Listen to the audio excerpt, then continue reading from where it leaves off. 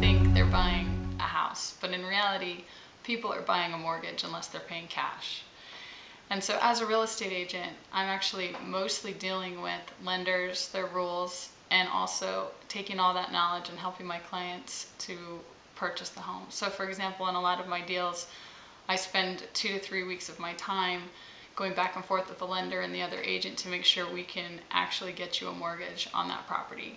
So with each lender that I work with, I try to develop a relationship with them so that we have good communication. We typically go to lunch and really try to understand each other and understand where they're coming from. I have some lenders who will lie on pre-qualification letters and who will essentially not tell the truth. I have lenders that will not send me the documents I need and maybe a deal isn't going to close. For example, right now we have one under contract that 3 weeks into it, the lender just realized that the buyer needed to have a co-signer.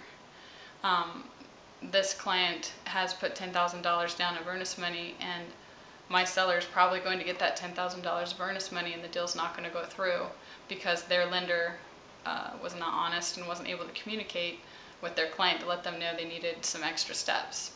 So those are typically not the types of lenders that I like to work with. I like to work with lenders that will be honest with you, that will help you. If you don't qualify, they'll let you know so that you're not putting money on the line where down the road you're going to end up having to fork that over to the seller and you won't get the house in the end. So the lenders I work with are just really honest and ethical, and they're people of their word when they say they're going to do something. I'll give you an example. On the last deal I had, the buyer locked in at a 4.75 rate, and about 2 weeks into it, another lender came over and said, you know, I can give you 4.625. And so the lender I was working with said, you know what, we'll just match that on the spot, but I'll do it out of my pocket because, you know, the rates aren't at that anymore, and I'll just take it down because we want this deal to go through. So those are the type of people I like to work with. He didn't charge my client any extra money.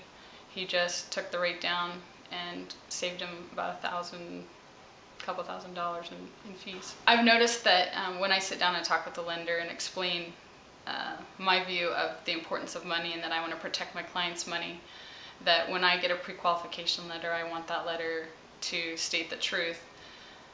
Those lenders respect that as well, and they usually are so excited to work with a realtor who wants a valid pre-qualification letter and who really wants their clients to get all their documents in up front and not just tell them over the phone what they think, but actually have documentation. Because down the road, once you find the house, you're so involved in the inspection that it's not a fun time to be digging up old tax returns. You're kind of getting a little bit stressed, maybe getting a little nervous about the purchase coming up and signing all those documents. So all of my lenders seem to respect that I like to get those documents up front and get everything taken care of because it makes everyone's job easier, including the client.